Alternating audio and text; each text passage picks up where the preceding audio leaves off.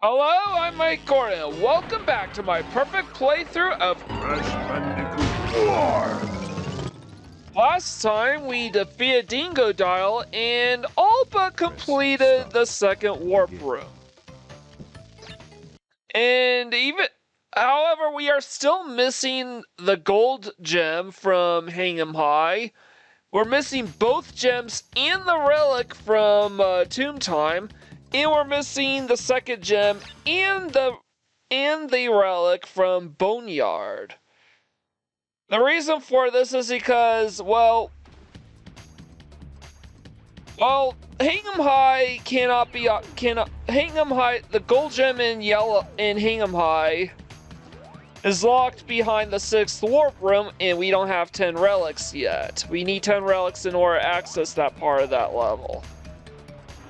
As for Tomb Time and Boneyard, we are missing their corresponding colored gems, so we cannot get those gems yet.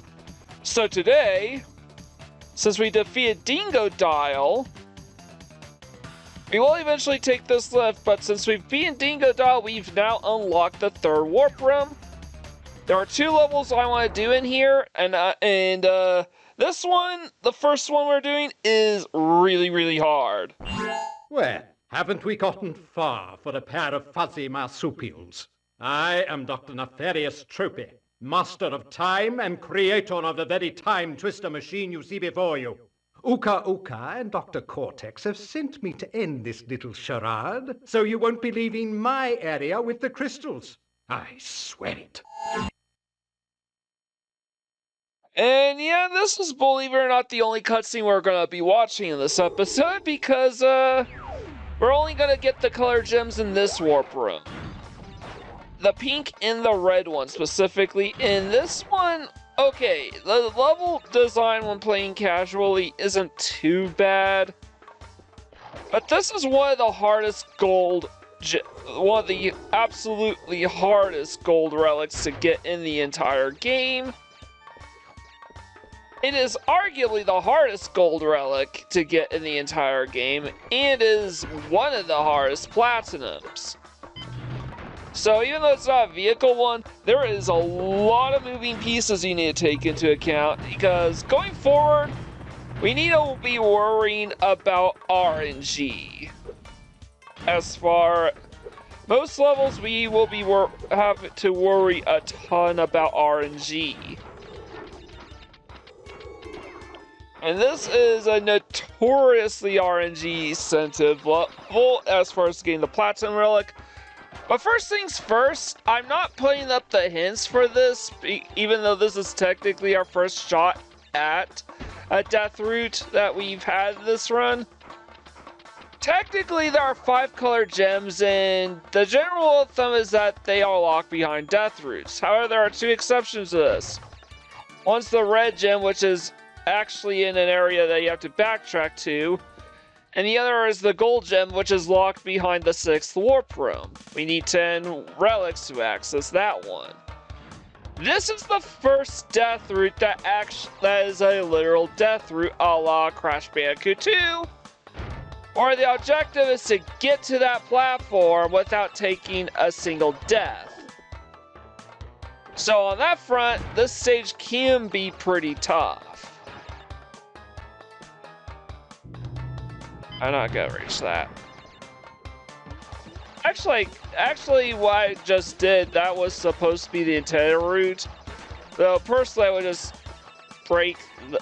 spin the top bouncing boxes and break them. Because then you would be able to reach the top box even easier. But I made use of the dough trick, so I have the bazooka early. So long as I don't take a death here,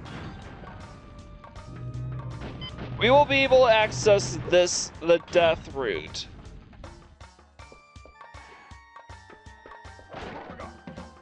Alright. There's nothing to get in my way here, so I might as well take the death route. We did not take a death, so we are going to go here first. Now, we will take a death once we get the pink gem here, or I guess purple gem. Because we still want to get the box gem as well. By the way, you want to press and hold the jump button so you can jump over that.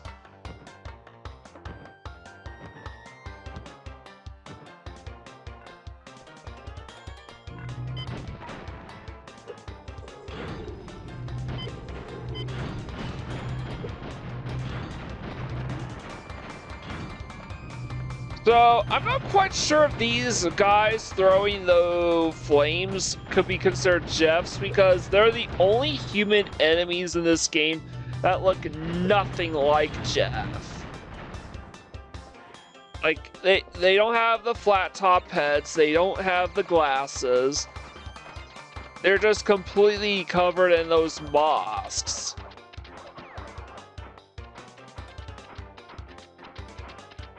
Right, so they might actually be females because they're dressed in masks. They're completely concealed. And as far as I'm aware, there are no female Jeffs in the Crash Bandicoot franchise.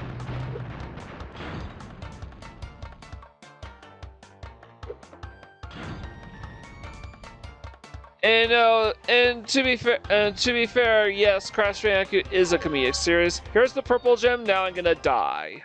Why? Because I also want to get the box gem.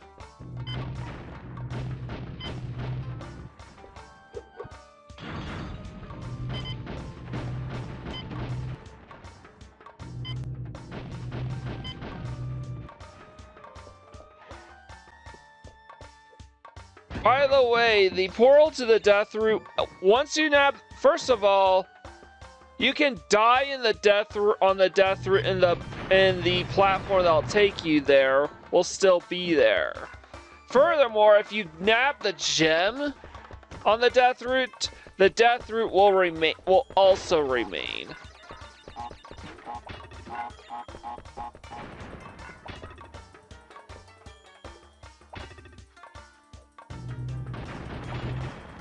So, to tell you just how hard this level is, it's one of the hardest levels. I think this one literally Of course I died.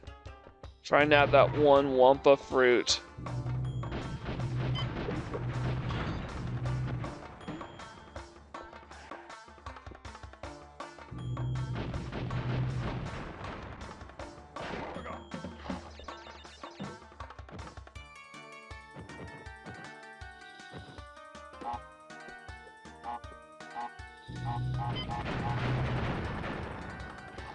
So let's try this again.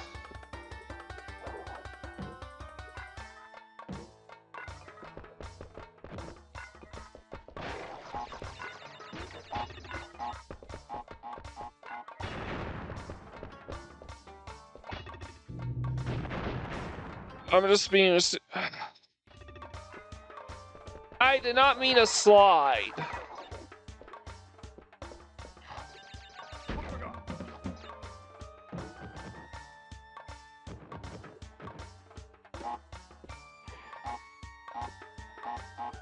By the way, this platforming section, these platforming sections where you have to go up is definitely a big reason why, just a heads up, these vertical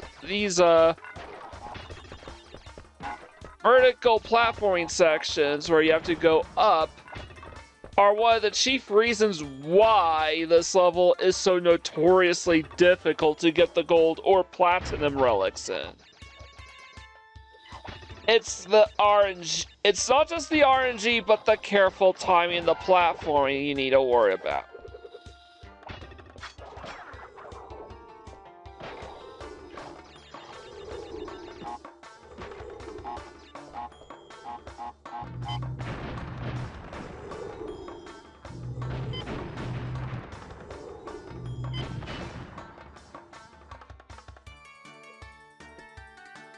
Finally took out the Jeff.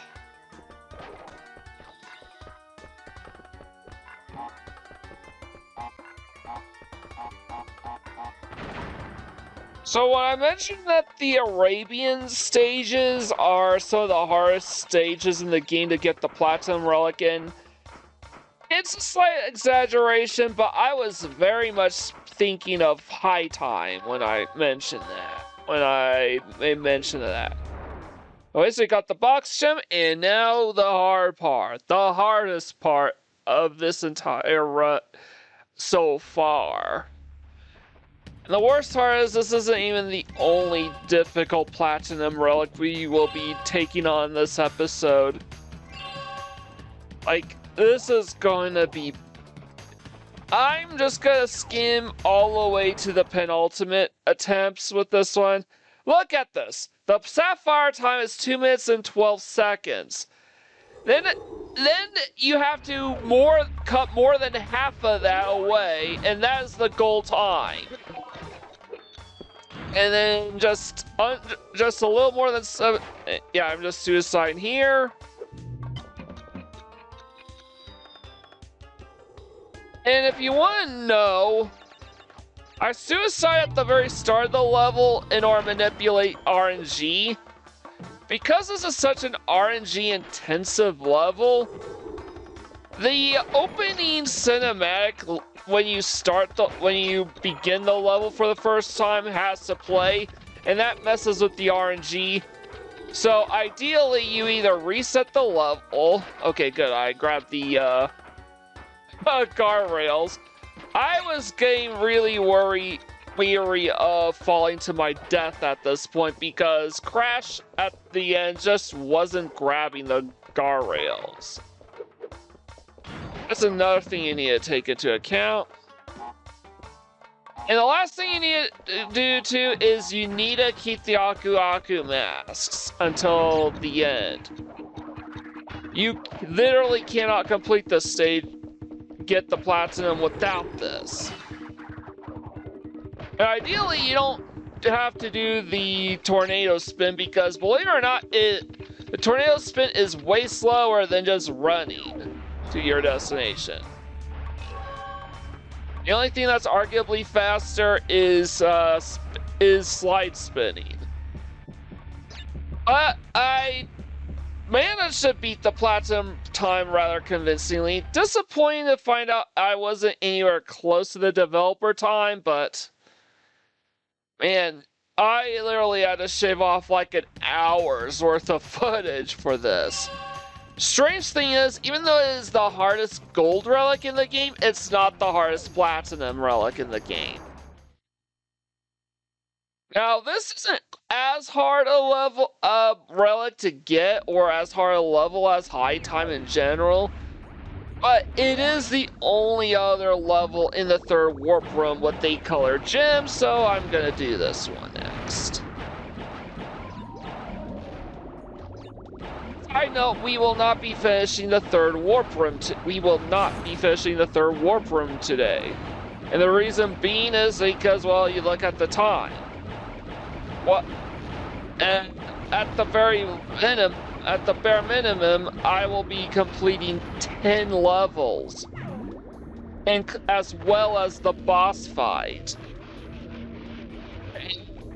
There is no chance in hell that I will be able to get all that done in a reasonable amount of time. So what I'm prioritizing this episode is getting the color gems as well as their corresponding relics. And then going back and revisiting the death routes and basically getting set up for the rest of the game. Because believe it or not, the red, purple, and gold gems are the only things that actually force us to backtrack in this game.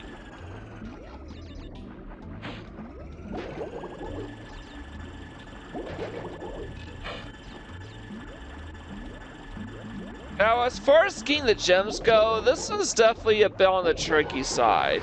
Because if you just play the level straight, you will not get the box gem. Now, this is an underwater level, so obviously there's no death route here. In deep trouble, because, well, there's no platform. This ain't a platforming level. So there's no platform taking us to the death route. But if we were to continue to the right instead of following the Wumpa fruit, we need to fill in that little box in. We need to find the explanation point that will actually fill that in for us. And that is near the end of the level. And then after that, we have to backtrack all the way back down there. That's how one is able to not only reach the red gem, but break all the boxes in this level as well. I want to take good care of this thing because obviously there are going to be some reefs with boxes in them that we need to break open. I actually always fancy Deep Trouble and Under Pressure to be fairly difficult Platinum Relics to get. So it's all the more surprising that I was able to first try Under Pressure, in spite of being so rusty. But Deep Trouble is definitely a harder level to Platinum. And that's not so much trying to get to the end in time, so much as it is dealing with all the obstacles. Because of those turbines that we have to dodge, this is as well as the electric things. This is definitely a prime example of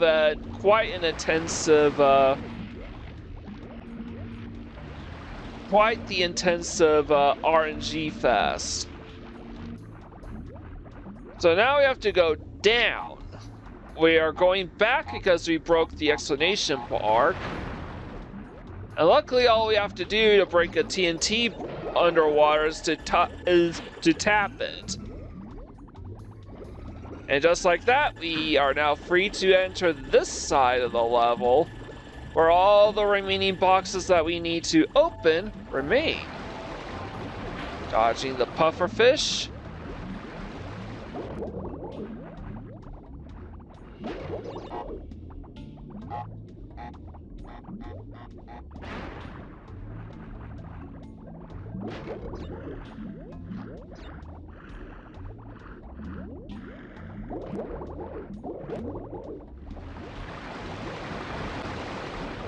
And yeah, I'm just gonna watch the sharks move in and take them out. And at this point, I think I can rush through those turbines, but RNG was on my side. Got the box gem here, and there's also the red gem, so we can just go through back to the warp room. So that is all the work we're gonna do today in the third warp room. Again, if I was to complete the third warp room and backtrack today, with all the backtracking that I also have to do today, or this episode, this would be like an hour and a half long, even edited down. So I'm cutting the third warp room in half.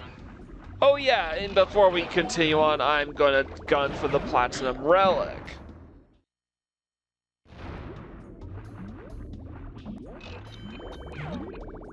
Just skipping to the penultimate because the reason why I keep skipping to the penultimate attempt as opposed to the very start of the final attempt is because I want to film this as if it were a speed run.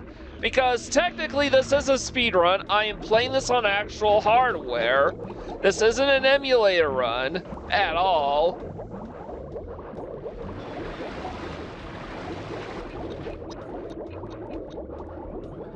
I'm actually playing this game on an actual PlayStation, an actual disc.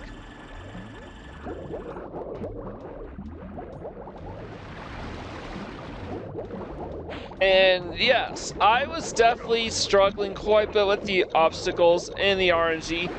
Manipulating the RNG in this level is admittedly a little harder than it is to manipulate in high time, but it's not as punishing. I'm dodging the yellow. I'm dodging that yellow box because I don't need it. See, the consequence of losing all my masks right now is I'll have to wait for those turbines.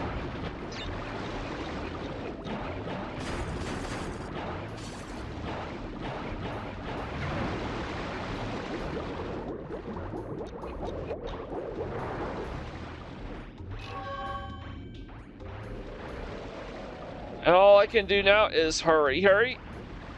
And I got the Platinum Relic.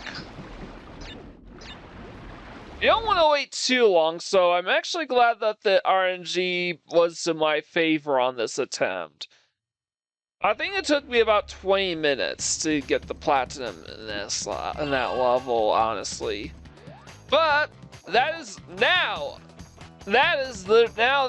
everything we need from the third warp room, at least for today.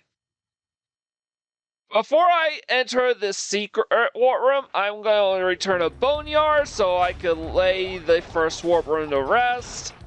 We have a gem and a relic that we need to do now. And the times are kind of similar. This is actually one of the easier Platinum Relics to get in the entire game.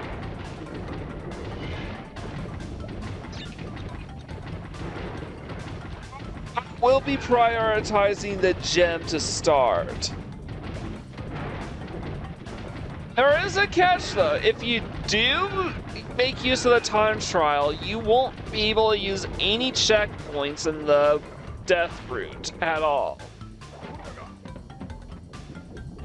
This death route does not require getting there without dying.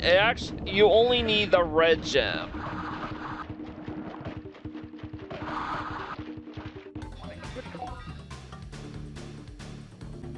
So we're going right over to this Jeff.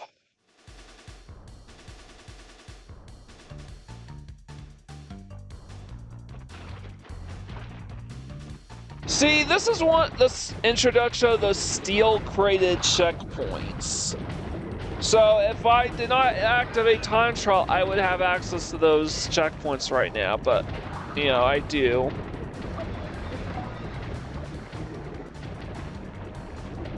By and large, if there's no coming back from the death route, I will not be opening. I will actively avoid opening the steel crates and getting the checkpoints there. Why? Because I want to be able to return to the start of the level and do the relic immediately afterwards. This is admittedly a pretty hard level, but we can take one more hit. Which I just did. Now I just have to grab the gem, and then I can get stomped. That is intended death. That is a prime example of intended death. The question is, will I get this on my first try? If I don't, then I will skip ahead to the penultimate attempt.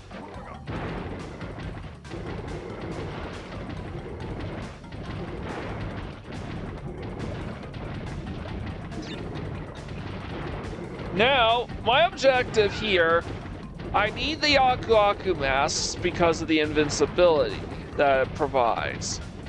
I also don't want anything slowing me down. And honestly, you don't really need to break any boxes unless they happen to be in your way. Like, even a light jump while running is better.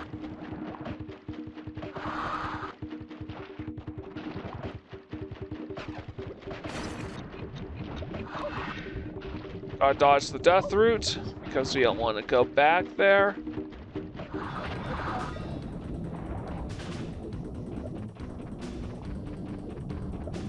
And here we are, taking out the Jeffs. These are just normal boxes, so I'm ignoring them.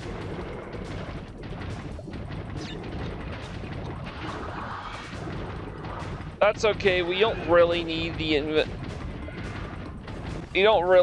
the second Aku Aku mask. it will make the gold gem. It will make the gold gem a little harder to get, but I think I can do it, especially with the bazooka enhance. I easily got that platinum relic. And on my very first try too, so that's awesome.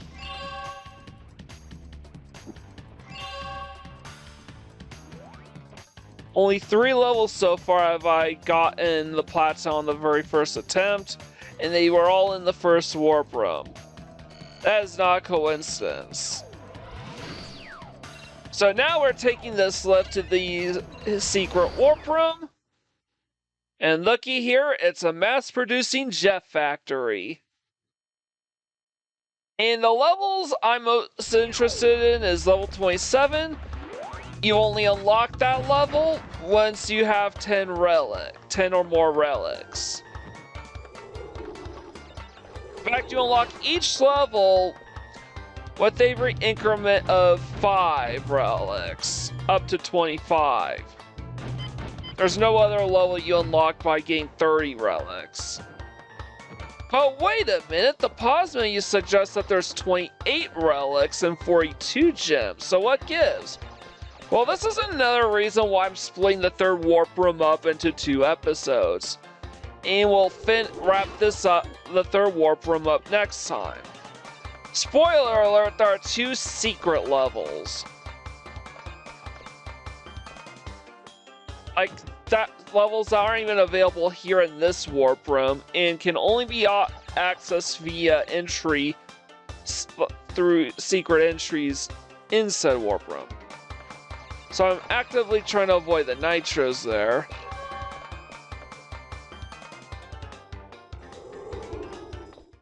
Alright, the magic carpets. And look here, the gold gem. I may be pretty rusty, but I definitely think I still have the skills for this game. Gold gem, that level is completely done now. I already gotten the relic for a Hingham High, which is actually named after a Clint Eastwood movie from 1968. And Tomb Time, I believe, is a direct reference to Home Improvement, which was a 90s sitcom starring Tim Allen. And you thought High Time was a hard gold. You thought thought that the High Time was a hard relic to get.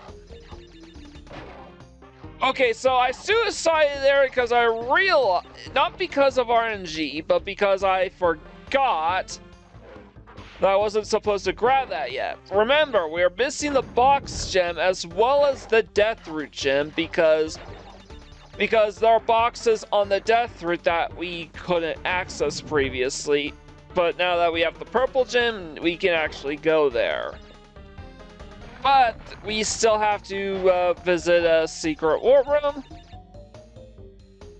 Do not break that checkpoint. Otherwise, you'll have to commit to the rest of the level. Alright, enter the bonus stage. And our objective here is to complete this bonus stage and then suicide. That way we can have both gems off the time trial. And after that, we can attempt and then after that, we suicide again and then go for the platinum. Boxes obtained from a bonus round are saved. So there is absolutely no threat of having to start all over again from having to go back in here and get the 19 boxes again, or having to exit out of the level and re-enter.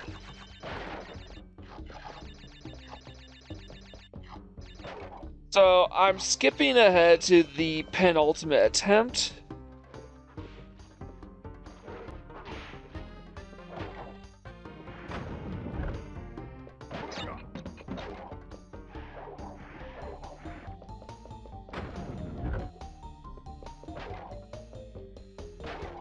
I'm quite sure what.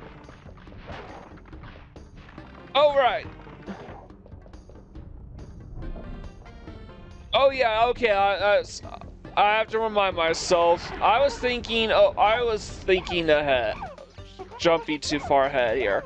I wasn't gunning for the Platinum Relic, I was just running because I had the space to do so. Right now, I'm gunning for the both gems, and I actually have to get them both in just a single attempt. In one go. There's no option for this. So, needless to say, I wound up failing this attempt quite a bit, which is actually the main reason why I think this took me way longer to beat this level than it did to clear out high time, even though I was nabbing both gems and the relic at the same time. You want to grab those boxes and then backtrack here. This gives time for the invincibility to wear off.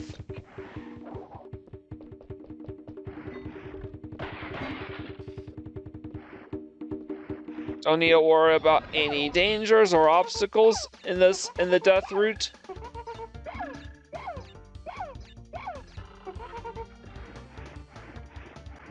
Okay, so if you want to know what happened there, I basically got stuck because the tar floors basically have the same ice physics as the ice in Crash Bandicoot 2. Anyways, I nabbed the gem, and thankfully, actually, it only took me like a couple attempts to get this gem. Kind of think of it because and the reason why I say this is because because the gems do not respawn if you die after obtaining them. Once you nab the gem or the crystal, that remains in your inventory no matter what. That gem or crystal remains in your inventory no matter what. The only way to lose them after that is to literally press pause and exit the level. That's it. It's fine, I can take one or two hits. Those are the last boxes that I needed a back pedal for, by the way. And these are probably the last two boxes. Yep, we got them all. Now all I have to do is don't overexert myself here. I just want to make my way to the end of Tomb Time. Have the box gem and then suicide.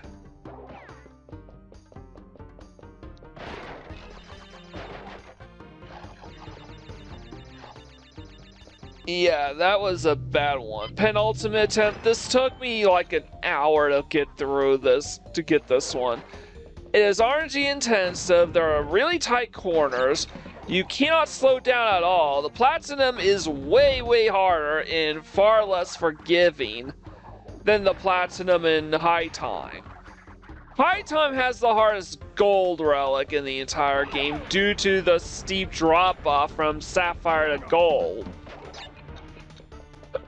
But if you're good enough to get the gold relic in High Time, you're probably not too far off from being good enough for the Platinum.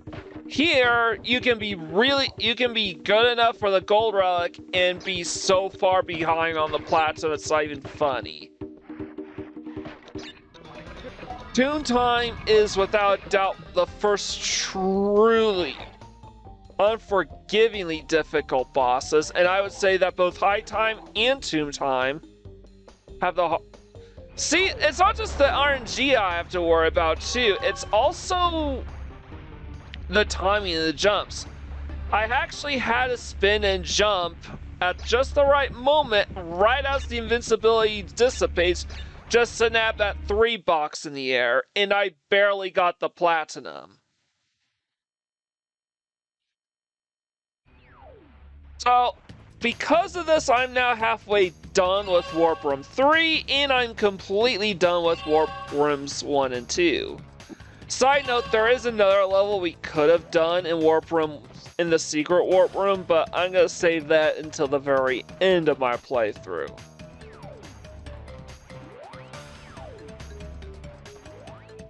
Regardless, Warp Rooms 1 and 2 are now officially done. And just to show it off, fruit of my labor, all Platinum Relics, all gems, and all crystals fully accounted for. What that done? Warp Room, from this point forward, we can now officially complete each and every Warp Room from Warp Rooms 3 onwards on our very first attempt. So next time on my perfect playthrough of Crash Bandicoot Warp, I am going to take Entropy up on his offer and clear his section of the Warp Room. And take him down, of course, since he is one of the main antagonists of the game after all. And oh yeah, there are 2 secret levels in the 3rd Warp Room that I will also be uncovering next time. So if you like this video, please leave a like, comment, share, and subscribe to my channel if you haven't already done so. I greatly appreciate it. With that out of the way, this is Mike Gordon, sign out.